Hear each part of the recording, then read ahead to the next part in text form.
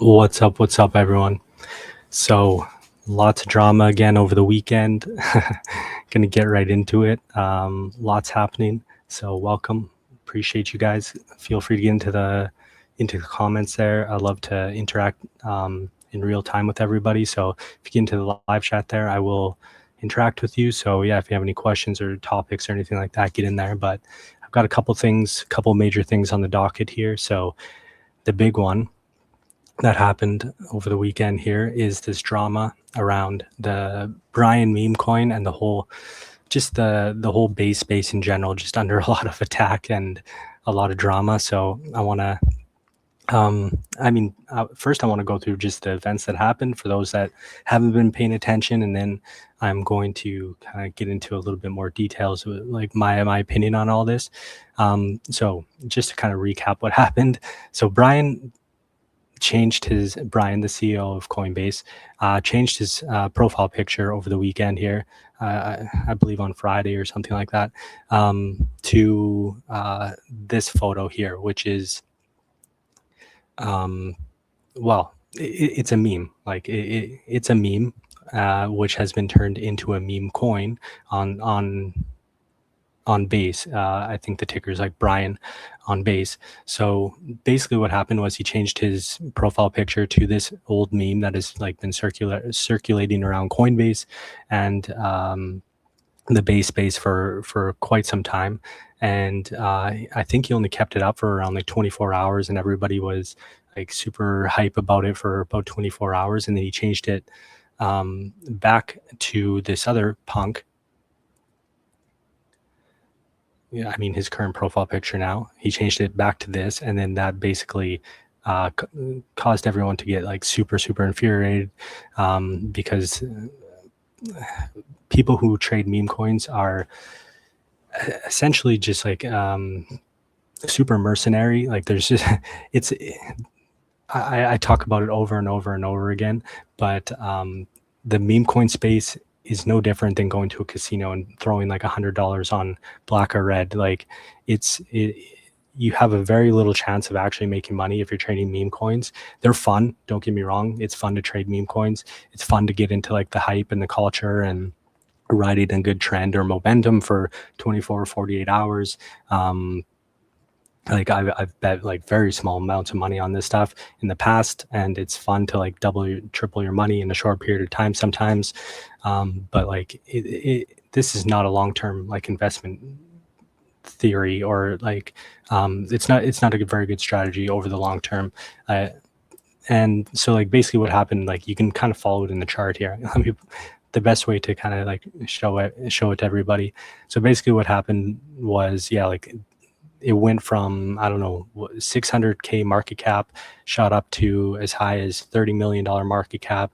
And then as soon as I think it was bleeding out before he even changed his profile photo. And then like somewhere around here, he changed his profile photo to this other punk, and then it like dropped back off.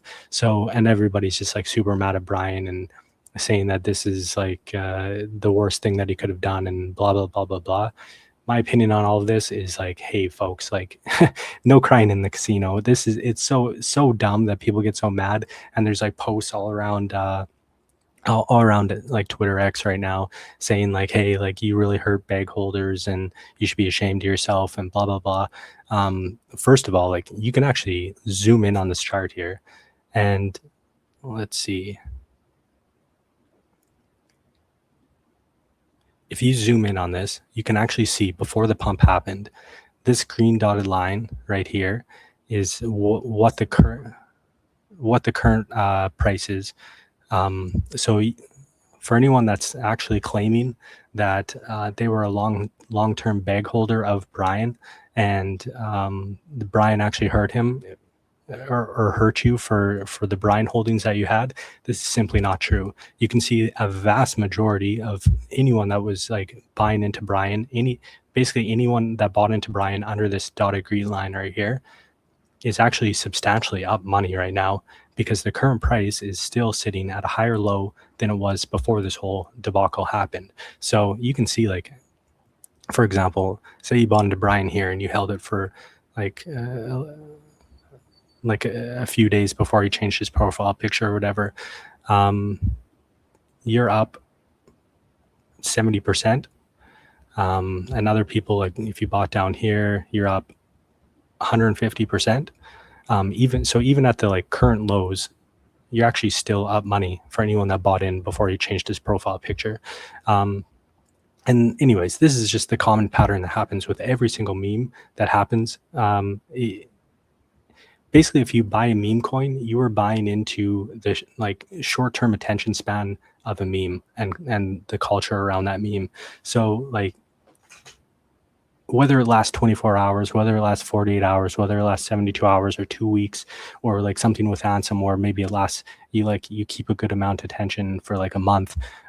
Eventually that attention dies off, and then the price bleeds out and goes back down to like where it was before the attention happened, like somewhere around there.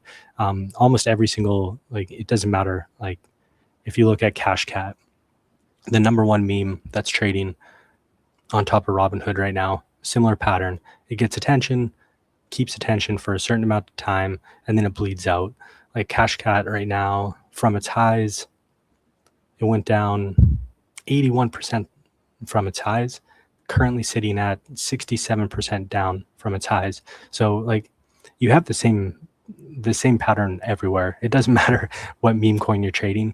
I guess my point is, like, if you're buying into a meme coin, you're betting that someone of influence is going to give it attention at some point, and that attention is going to last a certain amount of time, whether it's 24 hours, 72 hours, 2 weeks, a month, whatever it is. Eventually that attention is going to die. And it's like playing a game of magical chairs or musical chairs. Remember that game growing up? I used to play it when I was a kid. Like, you have a certain amount of chairs to sit on, and when the music stops, you hope that you can catch a chair.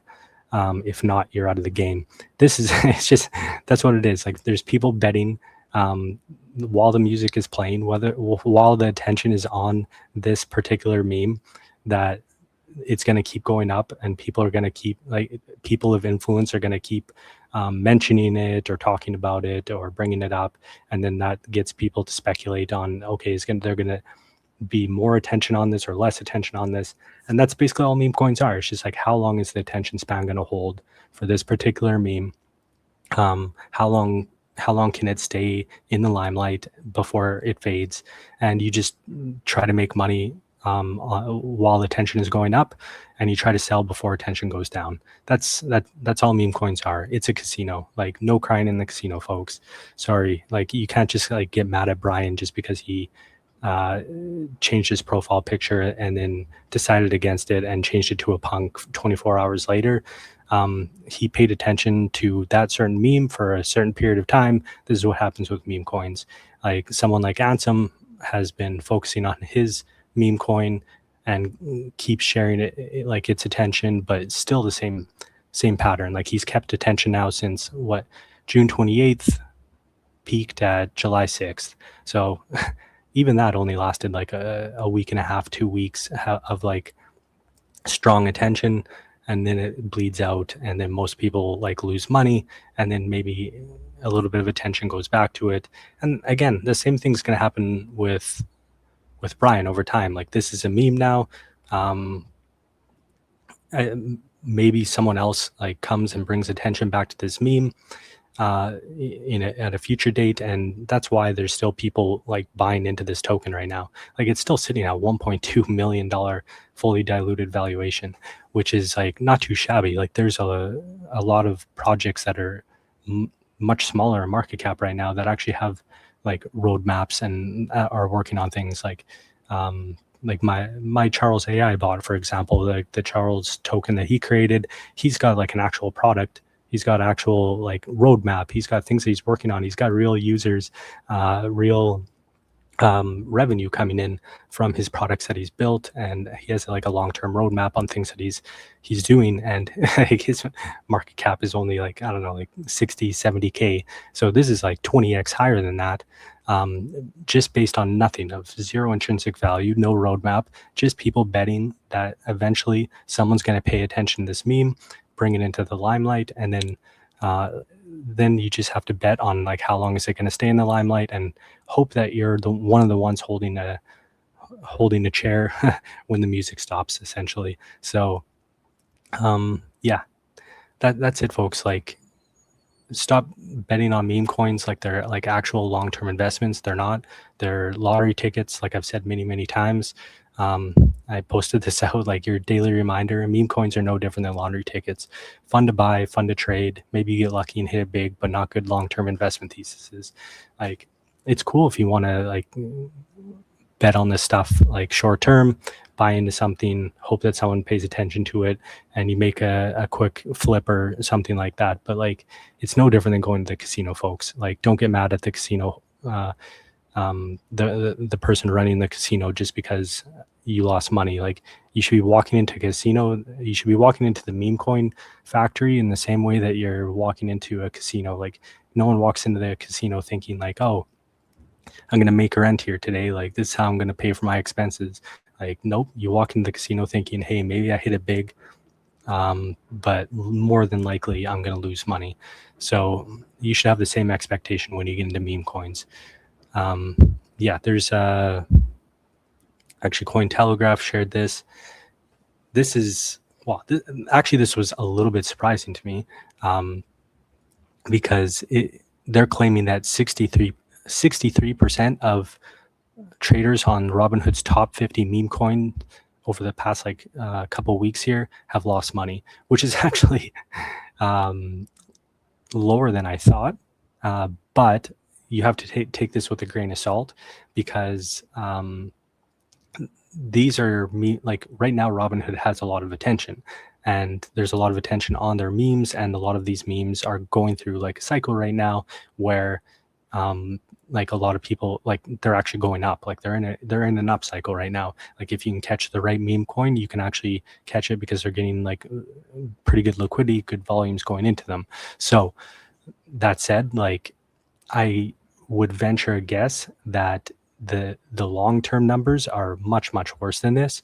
Like, right now, like 63, this is the best case scenario, is my point. Like, people that are trading meme coins on Robinhood right now,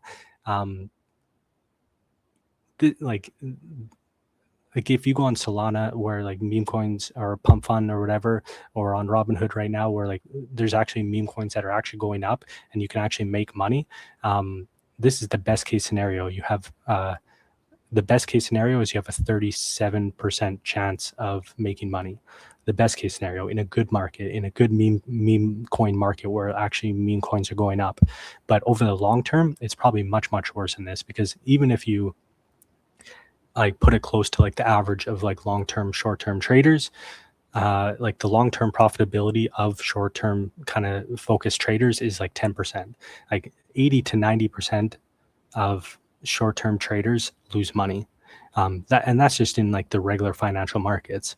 Like I said in this tweet, like if I had to guess, if you're trading meme coins over the long term, if you're like making it like a long-term thesis of yours, and like trying to like dollar cost average into these things and like hoping that someone's going to pay attention to it, I would venture a guess that like 90 to 95% of those people lose money. Because like, even like I said in this report, like in the best case scenario, in the best markets where meme coins are actually going up and people have attention like into these things, still 63% of these traders are losing money. So I don't know. That's kind of my rant on this whole thing. Stop treating meme coins like they're anything other than gambling. So please, like, no crying in the casino, folks. And it's sad to see like so much hate against like Brian and Jesse around all of this, because like they're kind of like in this situation where they're damned if you do, damned if you don't, because there's like Base is like the chain, still is the chain. Like, I'll show you the statistics around that. So everybody wants Base, has a lot of users at this point, like millions of users.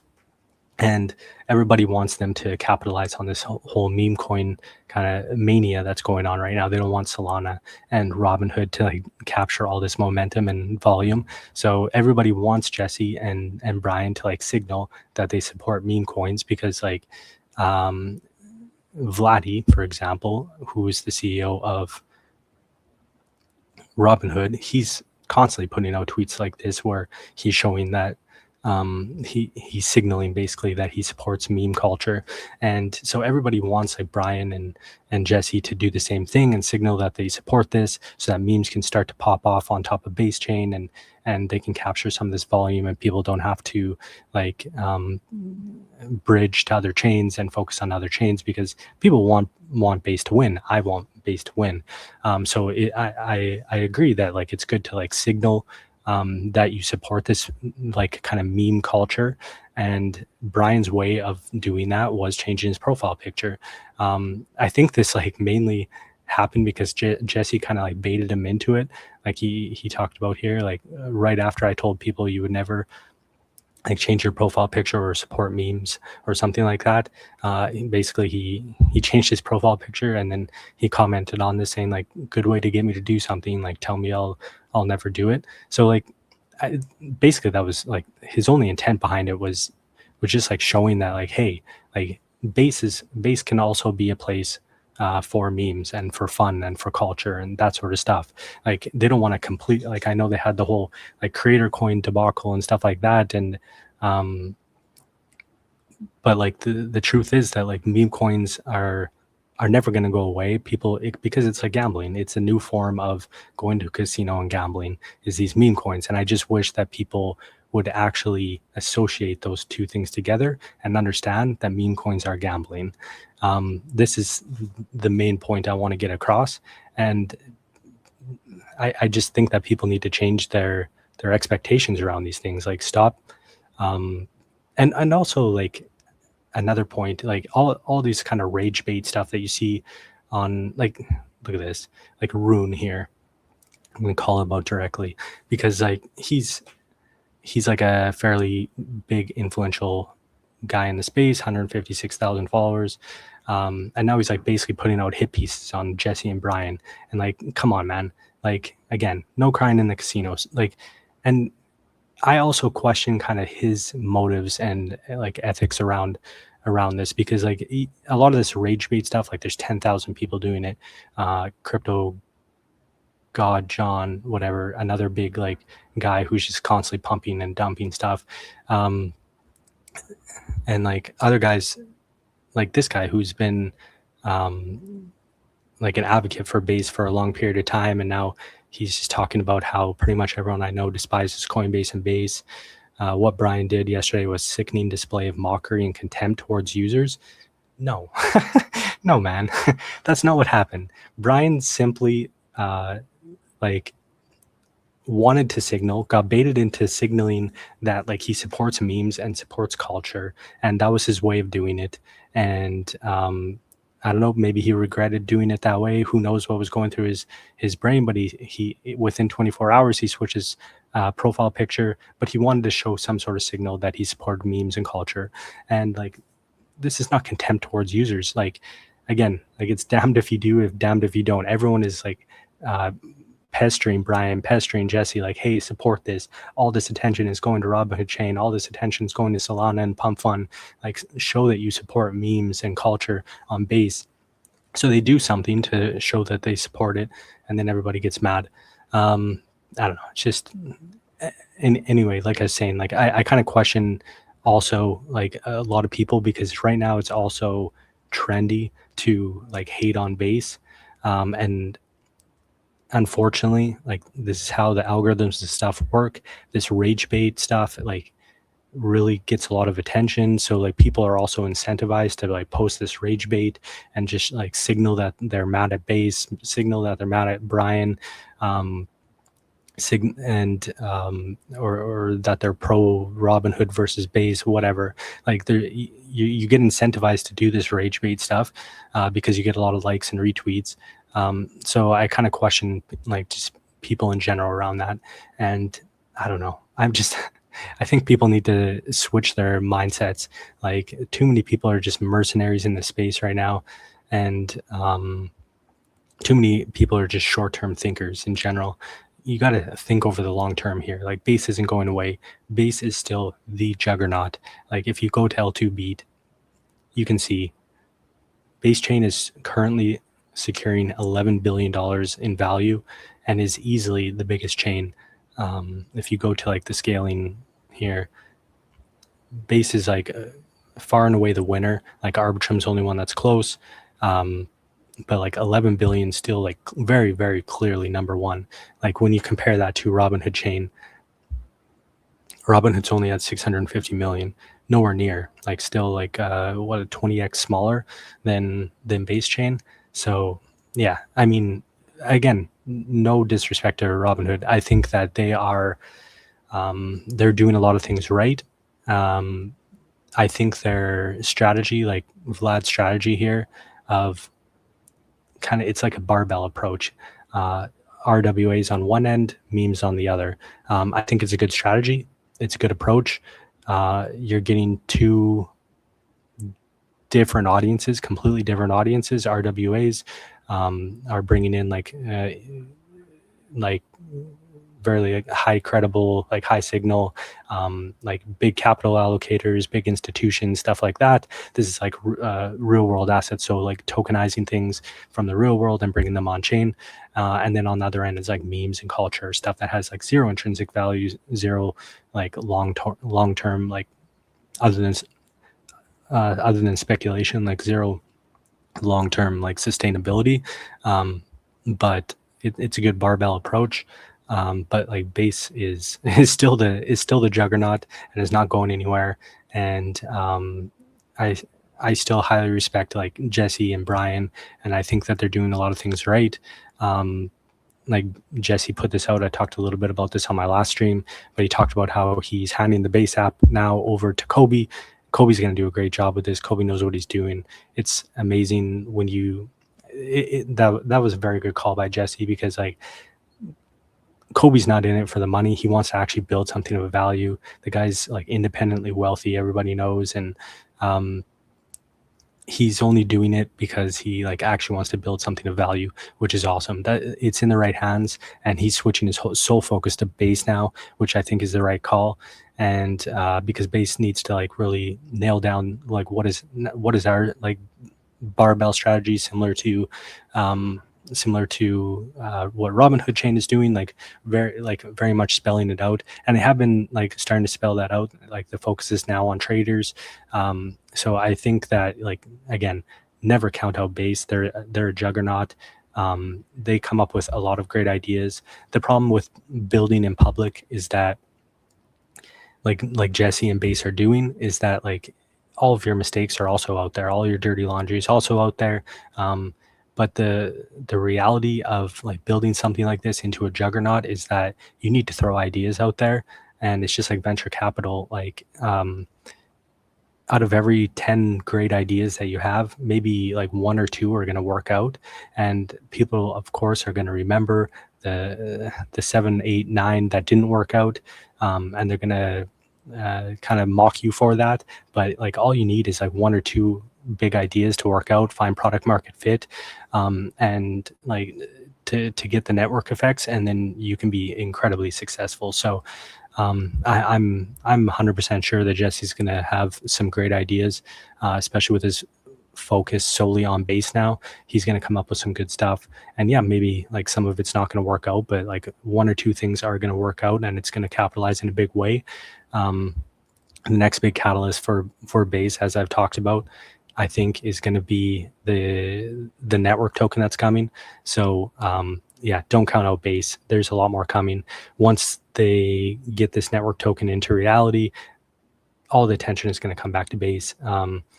And there's going to be a lot of people like from Solana, from Robinhood chain, from other places, from Ethereum, and maybe hopefully even like new users that are not like crypto native coming to Base to explore this opportunity and to potentially get an airdrop, or to like transact and stuff like that, and hopefully take advantage of any like distribution of this token, because this token is going to be a juggernaut. It's going to be like valued in probably I would assume like the tens of billions of dollars. So it could be very valuable to a lot of people, and this is going to be a big opportunity ahead. Again, not financial advice or anything like that. This is just speculation, my humble opinions on things. But yeah, I think this is going to be a huge huge catalyst coming ahead. So I would not count Base out. I'm a builder on Base. I've been in the Base ecosystem since the beginning, and unlike some of the other people, I mean, you can never really you never really know what they actually really mean, but there's just a lot of mercenaries like based Elnan here. I know this guy, and like he's basically like switched all of his focus now to Robinhood, and someone who like built up his entire reputation in the based ecosystem and is now like completely focused on Robinhood because that's where all the attention is. Like, okay, like good luck to you, man. Unfortunately, like this is the reality of a lot of people, especially people just trying to get attention on X, is they go where the attention is, and there's nothing wrong with that. Okay, follow the volumes, follow the attention, and as soon as like the attention comes back to Base, I'm sure he'll be back to focusing on Base. But I don't know. I'm going to be consistently building on Base. I love Base. I think the infrastructure's there. I think they've got a huge catalyst ahead with the network token. I love what Jesse's doing, what Brian's doing, and I think that they're going to come up with some really innovative stuff in the future, and then this is all going to be behind us. Like any meme, it's a short news cycle, and everyone's going to forget about this, and then people just like go where the attention is. So, yeah, there's good times ahead for Base, and good times ahead for Robinhood too. I like it. Healthy competition is great. It breeds improvement. Good competition breeds improvement for everybody, and the end user should win at the end of this. So, yeah, I'm excited to see what happens ahead. Anyways, that's my long rant on what's happening with Base and Brian and the whole meme coin space. Long story short, no crying in the casino, folks. If you're trading meme coins, you should understand that it is a casino. Other main thing on the docket here, which is huge news over the weekend, which I want to get into a little bit. So Kimi-K3 just got announced, and it actually overtook Fable and GPT 5.6 in the arena, which is like the bench one of the benchmarks for coding essentially. So it's like essentially this is a measure of how well can these models code stuff and debug stuff and like cybersecurity and that sort of stuff. So yeah, a Chinese model for the first time just outperformed the best frontier models in the United States. This is a huge deal, and there's going to be like big knock-on implications of this. So like you're already seeing responses from this from like the US government and like David Sachs, for example, who is, I believe, still the crypto czar and AI czar of the United States, working for the government.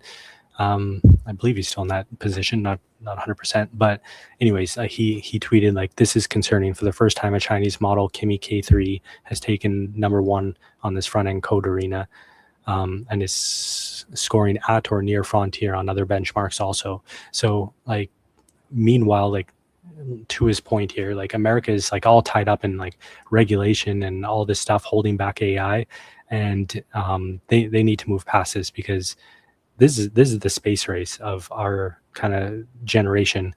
Like for those that remember or weren't around or don't know, like the space race was a huge deal. I wasn't around, but just like reading about it in the 60s, I believe, where the US was racing to get to the moon with Russia, and basically it was a race to who was going to like have this kind of space technology first, this rocket technology first, and who was going to own this.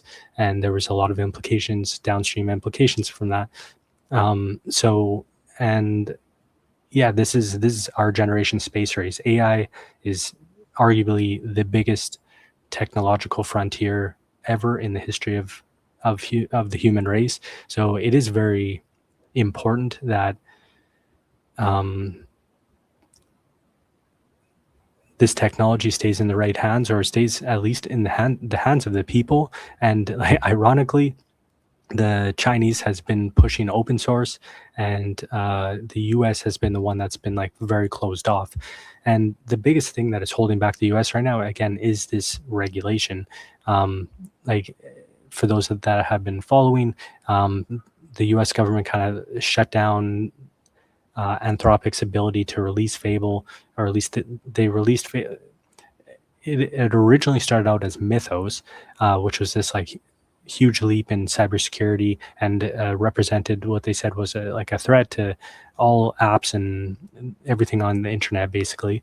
So they held back Mythos. They only gave it to select partners, and then they released this kind of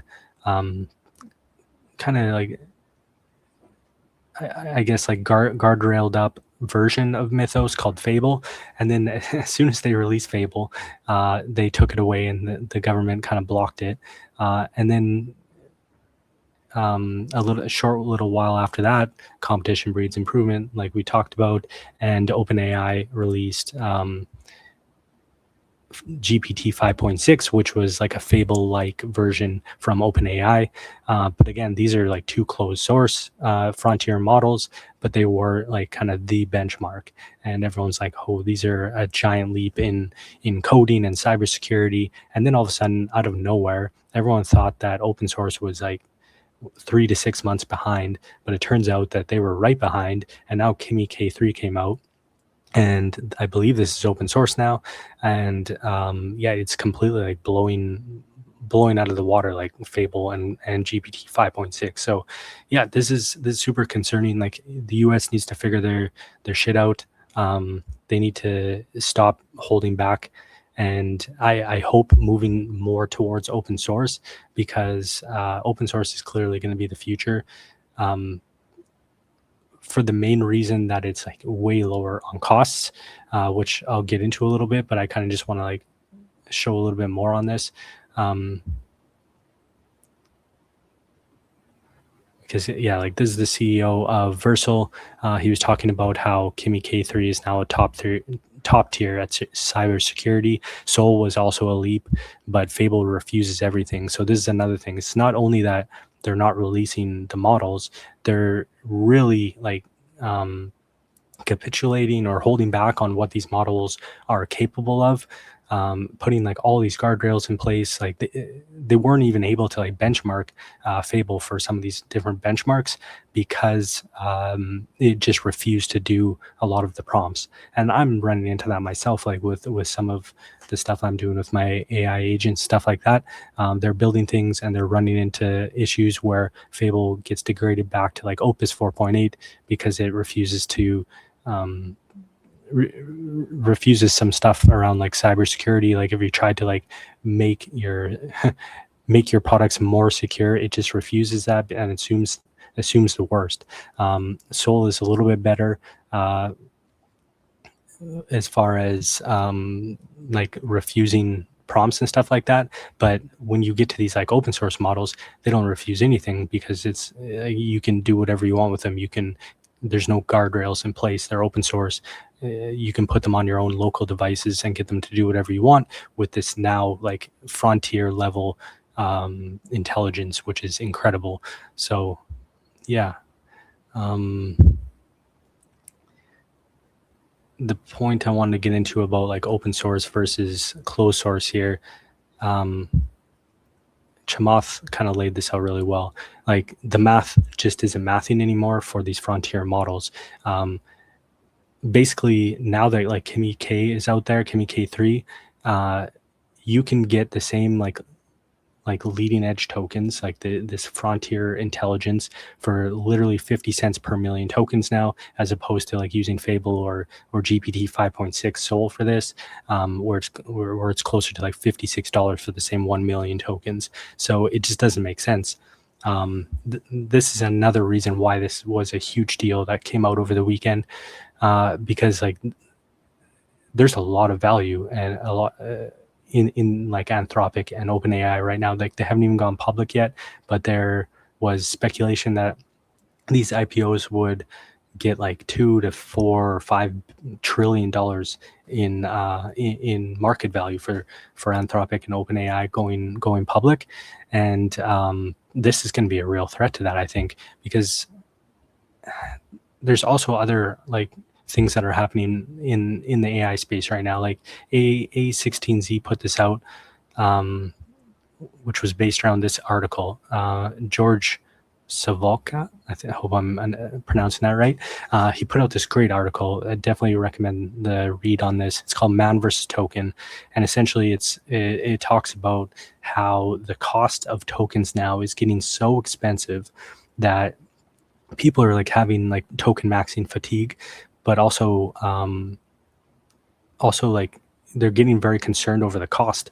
Like there's companies like Uber and stuff like that have spent like hundreds of millions, I think billions of dollars on this like token maxing, trying to like use as many of these tokens as possible to build as much as possible, as fast as possible. And this is starting to hit a point where people are starting to like actually look at, like from a CFO perspective, like, okay, like we're building faster and more stuff than ever before, but like what's the ROI on this? Like what's the return on investment of these millions, hundreds of millions, billions of dollars in tokens that we're spending?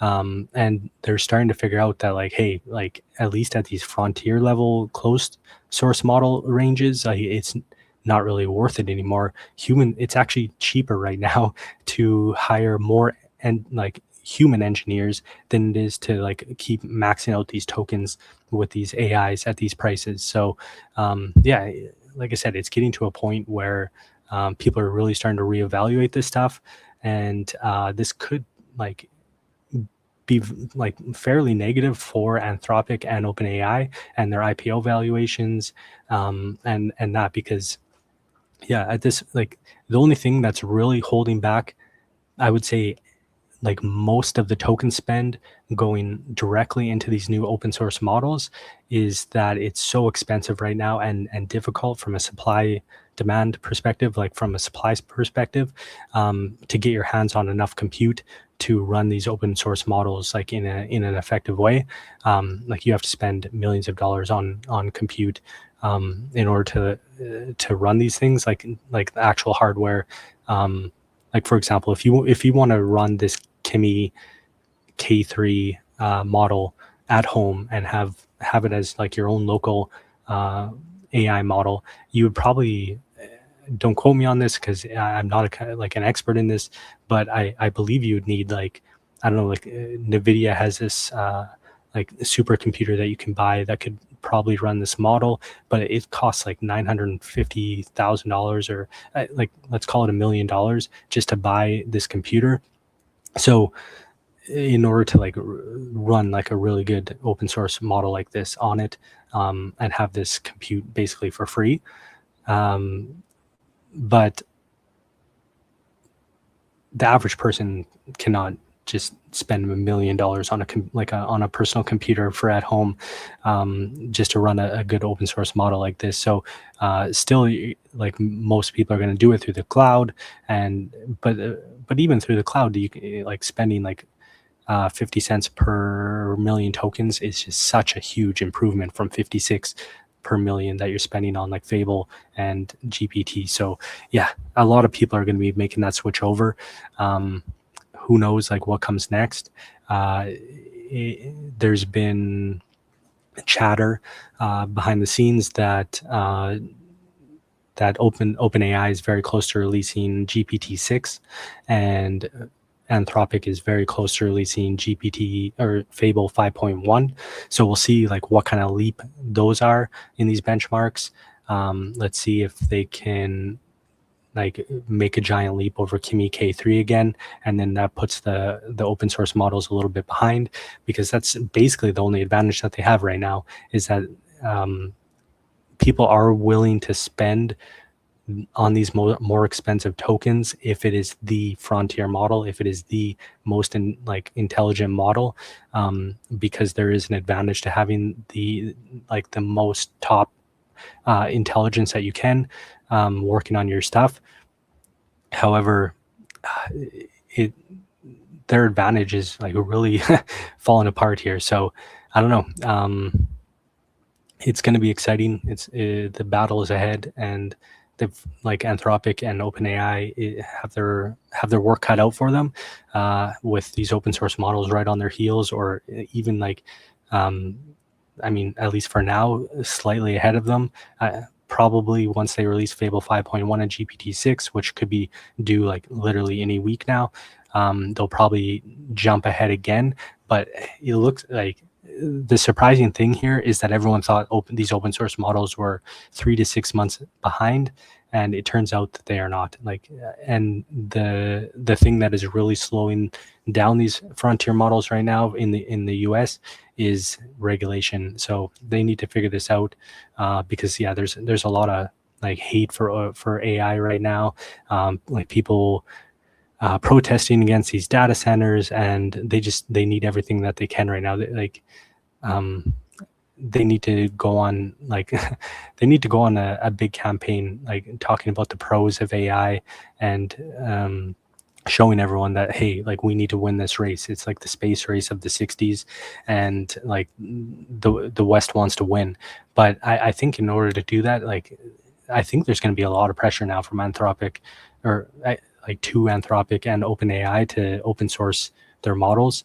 But that would just absolutely destroy the value of these future IPOs. So I don't know. I hope it doesn't end up being like a big rug pull where they release these, like, I don't know, maybe next models, they pull ahead of all the open source again, so they are the most intelligent models, then they IPO at these $1 trillion valuations, and then they're forced to go open source, and maybe this erodes like a bunch of value in their market caps, and everybody that bought into the IPO, like retail, finally gets their hands on these IPOs for Anthropic and OpenAI, and then all of a sudden they just get like rug pulled and goes down 50%. So I don't know. I hope that doesn't happen, but that is one like probable scenario that could happen. I'm keeping an eye on it. I'll keep you guys posted on what's happening, what I see. But yeah, I don't know. Exciting times, man. Exciting times. Lots of stuff going on. This is the frontier. Crypto and AI is the future. This is why I'm doing this podcast. I want to get more people like up to speed on everything that's going on, and help people, educate people.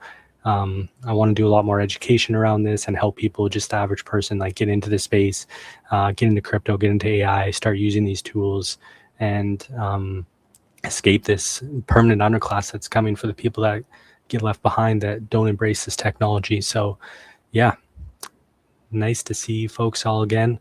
I'll see you on the next one. Peace out.